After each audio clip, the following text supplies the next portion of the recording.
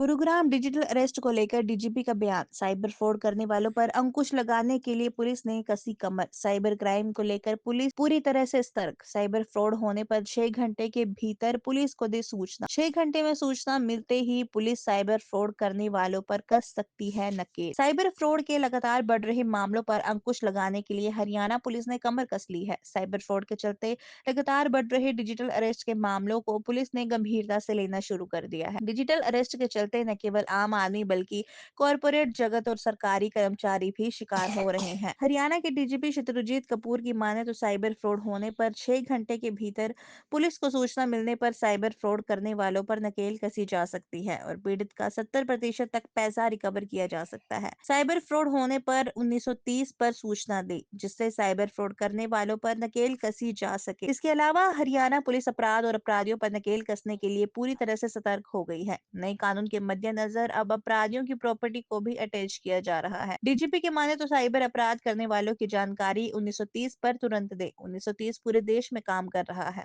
दरअसल डीजीपी शत्रुजीत कपूर गुरुग्राम की police line में बनाई गई डिजिटल लाइब्रेरी का उद्घाटन करने पहुंचे थे, जहां उन्होंने साइबर फ्रॉड और डिजिटल अरेस्ट जैसे लगातार बढ़ रहे मामलों पर पुलिस को सतर्कता बरतने के आदेश दिए।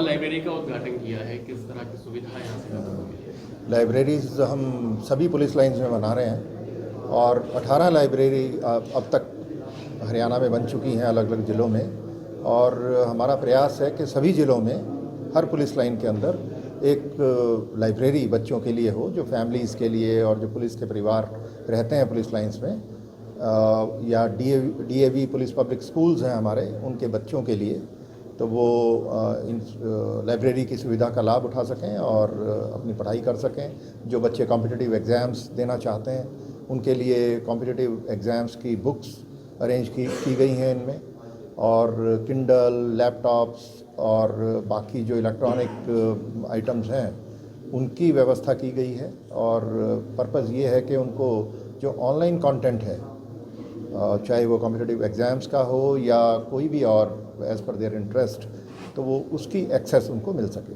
सर, डिजिटल रूप से ये लाइब्रेरी कितनी सशक्त है और क्या कुछ इसमें सुविधा? डिजिटली जैसा मैंने बताया कि इनमें हमने किंडल्स और लैपटॉप्स और डेस्कटॉप्स की व्यवस्था की है, और जो बच्चे ऑनलाइन पढ़ना चाहते हैं वो भी, उनके लिए बहुत सारी वेबसाइट्स और उनकी एक्सेस अरेंज की गई है, तो वो लोग अपना पढ़ाई करते हैं और एग्ज़ाम्स में उनको फ़ायदा भी होता है अपनी रेगुलर स्टडीज़ में भी, और जो कॉम्पिटिटिव एग्ज़ाम्स दे रहे हैं उनको। सर, कितनी हेल्पफुल होगी पुलिस हाउसिंग कॉलोनी में उन्हीं के बच्चों को और लोगों को इस तरह की? ये एक तरह से यूथ एक्टिविटीज़ का एक फोकल पॉइंट बन गया है लाइब्रेरी, और बच्चे जो अपने स्कूल के बाद, कॉलेज के बाद जो उनका स्पेयर टाइम है उसमें वो लाइब्रेरी में काफ़ी समय बिताते हैं, और बहुत सारी एक्टिविटीज़ इनमें हमने प्लान की हैं, और उनमें एक है फॉरेन लैंग्वेजेस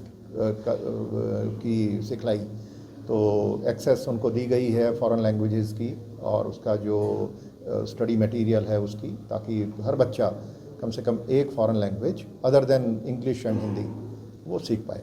सर, भी हमने देखा था कि आपने आदेश जारी किए थे गैंगस्टर्स की प्रॉपर्टी को अटैच करने के लिए।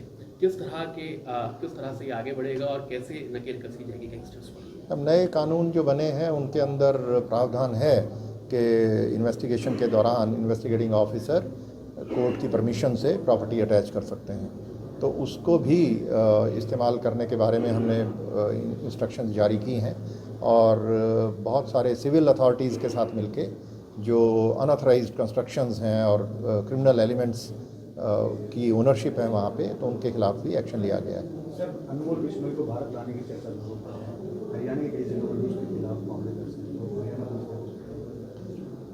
क्रिमिनल्स जहाँ भी बैठे हैं उनके खिलाफ पुलिस अपना काम करती है, और उसमें एक्स्ट्राडिशन, डिपोर्टेशन की जो भी कार्रवाई ज़रूरी होती है वो हम लोग करते हैं।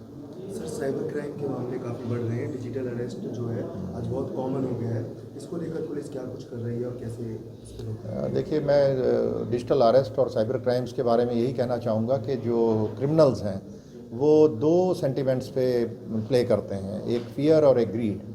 या तो किसी किस्म का लालच दे करके कि बहुत जल्दी पैसा बढ़ेगा, इन्वेस्टमेंट करें, या किसी इस तरीके की कोई पॉन्ज़ी स्कीम में उनको एंटाइज करके वो डाल देते हैं और पैसा हड़पते हैं, उनका ट्रांसफ़र करा लेते हैं अपने अकाउंट में, या फिर फियर पे प्ले करते हैं, कोई ना कोई डर दिखा के, चाहे वो पुलिस का हो या किसी CBI, enforcement directorate, income tax, try, ऐसी जो रेगुलेटरी अथॉरिटीज़ हैं, लॉ इन्फोर्समेंट अथॉरिटीज़ हैं, उनका भय दिखा करके वो लोगों को डरा के और पैसा ऐंठने का प्रयास करते हैं। तो इनसे हमने बचना है। इसमें बहुत सरल बात यह है कि कोई भी सरकारी अथॉरिटी, गवर्नमेंट एजेंसी कोई भी हो, वो कभी ऑनलाइन अरेस्ट नहीं करती और ना ही कोई ऑनलाइन इंटरोगेशन होती है, ना ही कोई ऑनलाइन आपको कहीं भी आपकी जो मूवमेंट है उसको बाधित करता है। तो ऐसा जो भी करता है, कोई प्रयास करता है या फ़ोन करके कोई ना कोई डर दिखाता है किसी अथॉरिटी का, अरेस्ट का, तो वो मान के चलिए कि वो कोई क्रिमिनल है। तो उन लोगों की बात में नहीं आना है और उसको फ़ोन नंबर नोट करके 1930 पे फ़ोन करके उसकी इतला करनी है। 1930 हेल्पलाइन है हमारी। और मैं आपकी नॉलेज के लिए बता दूं कि 1930 में हरियाणा अब पूरे देश में नंबर 1 पे है। जो इनकी रैंकिंग आती है मिनिस्ट्री ऑफ होम अफेयर्स की, उसके अंदर सबसे अच्छी परफॉर्मेंस हरियाणा की रही।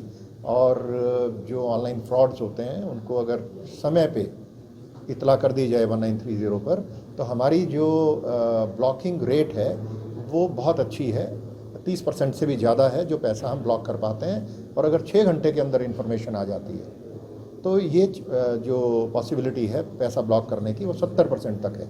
तो 70% चांस है कि आपका पैसा बच जाएगा अगर आप दे चुके किसी कारणवश और आप शिकार हो गए साइबर क्राइम्स का, लेकिन आप तुरंत सूचना हमें दे देते हैं। 6 घंटे के अंदर सूचित करें तो 70% चांस है वो पैसा बचेगा आपका। सर, हरियाणा में क्या नए साइबर क्राइम पुलिस स्टेशन खोलने की भी योजना है?